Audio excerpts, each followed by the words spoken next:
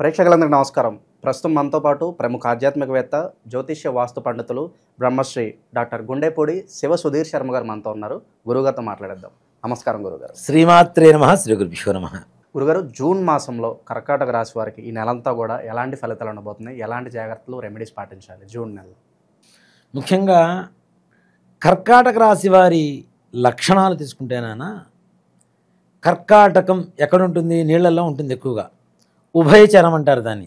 భూమి మీద ఉంటుంది, నీళ్ళ మీద ఉంటుంది. ఎలాంటి కష్టాలనైనా ఎదుర్కొనేటువంటి స్తోమత, ధైర్యం కలిగినటువంటి వాళ్ళు అవుతారు. అలాగే సమ్టైమ్స్ దృఢంగా ఉంటారు. ఒక్కొక్కసారి జలతత్వం ఉంటుంది చూడండి, నీళ్లు పారుతూ ఉంటాయి కదా, ఎక్కడ కూడా నిశ్చలంగా లేకుండా, అంటే చంచలంగా పరిగెడుతూ ఉంటారు. ఇలాంటి తత్వం ఎక్కువగా ఉంటుంది. కానీ వీళ్ళలో ఉండేటువంటి లక్షణం ఏంటంటే ఎదురు వాళ్ళని ఆకర్షించేటువంటి శక్తి ఉంటుంది. అలాగే ప్రేమతత్వం ఎక్కువగా ఉంటుంది. ఇక జూన్ నెలలో కర్కాటక రాశి వారి విషయానికి వస్తే, ఇక్కడ చెడు ఎంత ఉందో మంచి ఎంత ఉంది, మంచి ఎంత ఉందో చెడు ఎంత ఉంది. ఈ జూన్ నెలలో మొత్తం మిశ్రమ ఫలితాలు అనుకోవచ్చు. మిశ్రమ ఫలితాలు రెండు కూడా ఈక్వల్గా ఉన్నాయి. ముఖ్యంగా సంతానం వల్ల సమస్యలు ఎదుర్కోవాల్సినటువంటి పరిస్థితులు, పిల్లలు బయట గొడవల్ని ఇంటి దాకా తీసుకురావటం, తద్వారా వీళ్ళ పరువుకు నష్టం వాటిల్లేటువంటి పరిస్థితులు, అలాగే పోలీస్ స్టేషన్లు, కోర్టులు తిరగవలసినటువంటి పరిస్థితులు రావటం, అంటే ముఖ్యంగా ఇంట్లో పిల్లల్ని జాగ్రత్తగా చూసుకోవాల్సినటువంటి పరిస్థితి. అలాగే వీళ్ళకి ప్రథమార్థమంతా కూడా విశేషమైనటువంటి ధనయోగం ఉంటుంది. అనుకున్న పనులు సకాలంలో పూర్తవుతూ కావలసిన డబ్బంతా కూడా చేతికి అందుతూ ఉంటుంది. ద్వితీయార్థానికి వచ్చేసరికి సంపాదించిన సంపాదన మొత్తం ఖర్చు అవ్వటం, ముఖ్యంగా ప్రయాణాలలో ఎక్కువగా నష్టపోయేటువంటి అవకాశాలు కనపడుతూ ఉన్నాయి. దూర ప్రయాణాలు ముఖ్యంగా దీంట్లో ఆరోగ్యం, అలాగే వీళ్ళకి ఈ నడుము దగ్గర నుంచి పై భాగంలో దెబ్బలు తగిలేటువంటి అవకాశాలు కూడా ఎక్కువ కనపడుతూ ఉన్నాయి నాన్న. కాబట్టి తగిన జాగ్రత్తలు తీసుకోవాల్సినటువంటి పరిస్థితి. ఇప్పుడు కాలు పోయినా కొంతవరకు బెటర్, కానీ ఈ పై భాగంలో ఏది జరిగినా కూడాను ప్రమాదకరమైనటువంటి పరిస్థితి. కాబట్టి కొంచెం జాగ్రత్త వహించాల్సినటువంటి అవసరం ఉంది. అలాగే ఆదాయానికి తగినటువంటి ఖర్చులకు తగినటువంటి ఆదాయం వస్తుంటుంది. ముందు వీళ్ళకి ఎంత ఖర్చులు పెడుతున్నా వీళ్ళ డబ్బు మాత్రం తప్పనిసరిగా మనీ ఫ్లోకి ఎటువంటి ఇబ్బంది లేదు ఉంటుంది. కానీ మిగిలేటువంటిది మాత్రం ఏమీ ఉండదు. ఖర్చు మాత్రం అధికంగా అయిపోతూ ఉంటుంది. అలాగే కుటుంబంలో చిన్న చిన్న సమస్యలు, భార్యాభర్తల మధ్య కావచ్చు, అన్నదమ్ముల మధ్య కావచ్చు, లేదంటే దాయాది వాళ్ళ తరఫు నుంచి కావచ్చు, చిన్న చిన్న ఇబ్బందులు కలిగేటువంటి అవకాశాలు ఉన్నాయి. అది కూడాను ఆస్తి వివాదాలు ఏవైతే ఉన్నాయో అవి ఒక కొలిక్కి వస్తాయన్న సమయానికి మరలా పునఃప్రారంభ దశకి చేరుకునేటువంటి పరిస్థితులు కనపడుతూ ఉన్నాయి. అలా మళ్ళీ స్టార్టింగ్ పాయింట్. అలాగే ముఖ్యంగా పితృ మాతృ వర్గాల వల్ల, వాళ్ళ వంశీకుల వల్ల వీళ్ళకి ఈ సూతకం, అంటే మరణ వార్తలు వినటం, సూతకాలు రావటం, ఇట్లాంటివి తప్పనిసరిగా జరిగేటువంటి పరిస్థితి కూడా ఉంది. అలాగే ముఖ్యంగా రక్త సంబంధమైనటువంటి బీపీ, షుగరు, థైరాయిడ్, అలాగే హార్ట్, బ్రెయిన్, వీటికి సంబంధించినటువంటి అనారోగ్య పరిస్థితులు కూడా భయానకమైనటువంటి పరిస్థితి తీసుకెళ్లేటువంటి పరిస్థితులు కనబడుతున్నాయి. కాబట్టి కొంచెం జాగ్రత్త. ఎక్కువగా ఆవేశపడకుండా ప్రశాంతంగా ఆలోచిస్తూ, ఆలోచన కూడాను రాబోయేటువంటి కష్టాల గురించి అంటే ఏం చేస్తే బాగుంటుంది అనేటువంటి పరిస్థితే, కానీ ఆల్రెడీ ఉన్నాయి, ఇంకా నాకే ఉన్నాయి, నాకు తప్పితే ఇంకెవరికి లేవు, నేను ఒక్కడే బాలేదు అనుకునేటువంటి పరిస్థితి ఆలోచిస్తే అంతకంటే ఇంకా ఘోరమైనటువంటి అనారోగ్య పరిస్థితి గ్యారంటీ వీళ్ళకి దరిచేరేటువంటి పరిస్థితులు కనబడుతూ ఉన్నాయి. కాబట్టి ఎంతవరకు ఆలోచించాలో అంతవరకు ఆలోచించడం అనేటువంటిది మంచిది. అలాగే గృహ మార్పులు ఉన్నటువంటి ఇంట్లో నుంచి వేరే చోటకి వెళ్ళవలసినటువంటి పరిస్థితులు, ఇళ్ళు మారవలసినటువంటి పరిస్థితులు, అలాగే ఏదైతే వీళ్ళు రియల్ ఎస్టేట్ వ్యాపారస్తులు ఉంటారో వాళ్ళకి మాత్రం సానుకూలంగా మారుతుంది. తప్పనిసరిగా ఎన్నో రోజుల నుంచి మేము కష్టపడుతున్నాం, మా పనులు కావటం లేదు, అమ్మలేకపోతున్నాం, సరైన ధరలు లేవని చెప్పి నిజంగా ఇప్పుడు పడుతున్నటువంటి కష్టాలు ఉన్నాయి. వీళ్ళకి మాత్రం తొందరలో శుభవార్త వినబోతున్నారు. తప్పనిసరిగా పెట్టినటువంటి పెట్టుబడికి రెట్టింపు దశలో వీళ్ళకి లాభాలు చేకూరేటువంటి పరిస్థితులు చక్కగా కనబడుతూ ఉంది.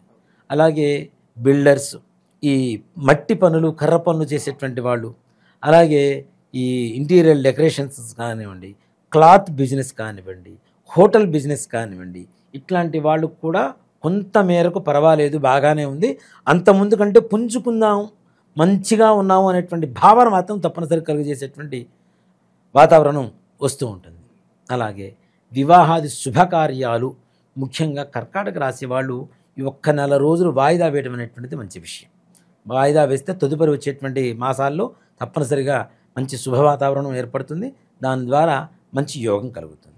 గురుగారు, ఇంకా అవకాశాలు గుర్తింపు పరంగా ఎలా ఉంటుంది? అంటే ఈ సినీ రాజకీయ వాళ్ళు ఉంటారు కదా, వాళ్ళకి ఎలా ఉంటుంది? రాజకీయపరమైనటువంటి వాళ్ళకి ఈ నెలలో ఏదైనా పదవి వస్తుంది అంటే దాని గురించి పెద్దగా ఆలోచించకండి. అందని ద్రాక్షలాగానే ఉంటుంది, ఊరిస్తుంటుంది, కానీ దరి చేరడం కష్టం, దాని టార్గెట్ రీచ్ అవ్వడం కష్టం అవుతుంది. కాబట్టి దాని గురించి పెద్దగా ఆలోచించొద్దు, పర్వాలేదు. తదుపరి మాసాల్లో రాబోయేటువంటి రోజుల్లో మంచి రోజులు ఉన్నాయి.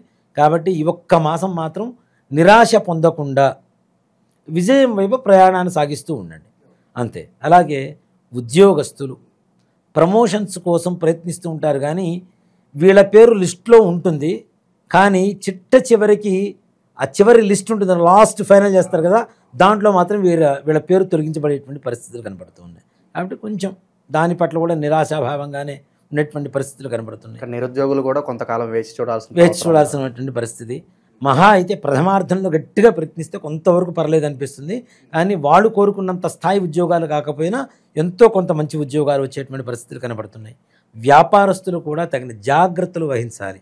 పెట్టుబడులు పెట్టడం, అనవసరంగా అప్పులు ఇవ్వటం, అనవసరంగా వీళ్ళ దగ్గర ఉన్నటువంటి ద్రవ్యం ఉంటుంది. ఇప్పుడు వ్యాపారం అంటే డబ్బే కాదు కదా, ఉన్నటువంటి ధాన్యం కావచ్చు, ఇంకో వస్తువులు కావచ్చు, ఏవైనా సరే పక్క వాళ్ళకి ఇచ్చి వాళ్ళు లాభాన్ని పొందుతారు. ఇప్పుడు మీరు తక్కువ ధరకి ఇచ్చేశారు, వెంటనే రేట్లు పెరిగిపోయినాయి, పక్క వాళ్ళకి లాభం వచ్చింది అంటే అర్రే అని చెప్పి నోట్లో వేలేసుకుంటూ పోయి చేయగలిగింది ఏముండదు కదా. కాబట్టి ద్రవ్యాన్ని అట్లా నిల్వ ఉంచండి కొంతమేరకు, దాని ఫలితం రాబోయేటువంటి రోజుల్లో మంచిగా ఉంటుంది. కాబట్టి అలా వృధాగా ఇవ్వడం కానీ, అమ్ముడు పోవటం లేదులే ఏదోటి ఇచ్చేసేద్దాం నష్టానికి లాభానికి అని చెప్పేసి ₹1 చూసుకొని ఇచ్చారు అంటే మీ దగ్గర తీసుకున్నటువంటి మరుసటి రోజునే పక్క వాళ్ళు దాని మీద ₹100 లాభాన్ని పొందుతారు. అప్పుడు నిజంగానే బాధేస్తుంది కదా. మన దగ్గర ఉన్నప్పుడు ₹90 ఉంటే పక్క పోయిన తర్వాత ₹120 అయిపోతే ₹30 మనం తినకుండానే పోతున్నట్టు కదా. సో కాబట్టి ఇలాంటి పరిస్థితులు కూడా ఉన్నాయి. కాబట్టి కొంచెం జాగ్రత్త వహించండి. ముఖ్యంగా రైతులు చక్కటి పంటలు పండుతాయి, వాళ్ళు అనుకున్న రేట్లు చక్కగా రేట్లు వస్తాయి. అలాగే పంట కూడా మంచి దిగుబడి వచ్చేటువంటి పరిస్థితులు కనబడుతూ ఉన్నాయి. ముఖ్యంగా కర్కాటక రాశిలో ఉండేటువంటి సైనికులకు కూడా, ఇప్పుడు ముఖ్యంగా చెప్పుకోవాల్సింది అదేనా, మనం సైనికులకు కూడా కొంతమేరకు దేశ సరిహద్దుల్లో ఉంటున్నారు కాబట్టి కొంతమేరకి వారికి చిన్న చిన్న ప్రమాదాలు తప్పించి పెద్ద సమస్యలు అయితే ఏం కావు, బాగా ఉంటారు, విజయం సాధిస్తారని చెప్పడంలో ఏమాత్రం కూడా సందేహం లేదు.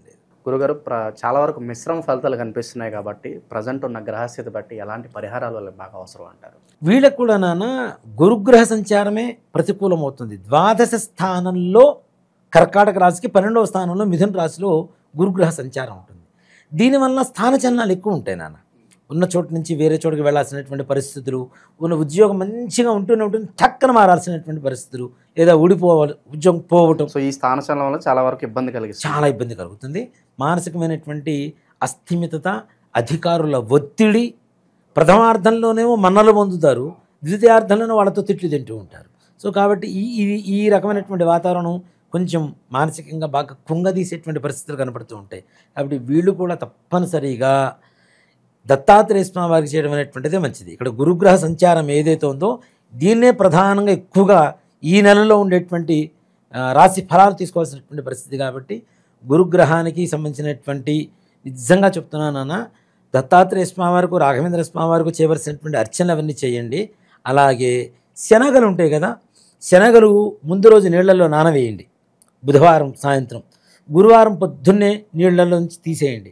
ఒక దారానికి పసుపు పూయండి, ఒక 54 శనగలు సూదితో గుచ్చండి, చక్కగా మాల చేయండి. మాల చేసి నవగ్రహాలలో బృహస్పతి గ్రహం ఉంటుంది కదా, బృహస్పతి గ్రహానికి చక్కగా బెల్లం తీసుకెళ్ళి నివేదన పెట్టి ఈ మాల వేసి గంధం బొట్టు పెట్టి స్వామివారికి అర్చన చేసుకొని ఎల్లో కలర్ వస్త్రం స్వామివారికి సమర్పించడం.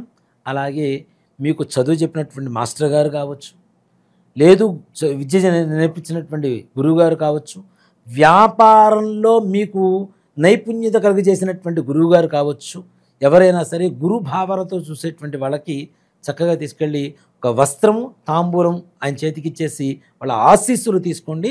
ప్రతికూలం నుంచి అనుకూలానికి గ్రహస్థితి మారుతుంది. అన్ని శుభసూచకంగా ఉంటాయి. ఓవరాల్గా ఈ రాశి వాళ్ళకి ఈ నెలలో ఎలాంటి ఫలితాలు ఉంటాయి, ఎలాంటి రెమెడీస్ చేసుకోవాలి, చాలా బాగా వివరించారు గురుగారు. ధన్యవాదాలు. శ్రీమాత్రే నమః. శ్రీ గురుభ్యో నమః.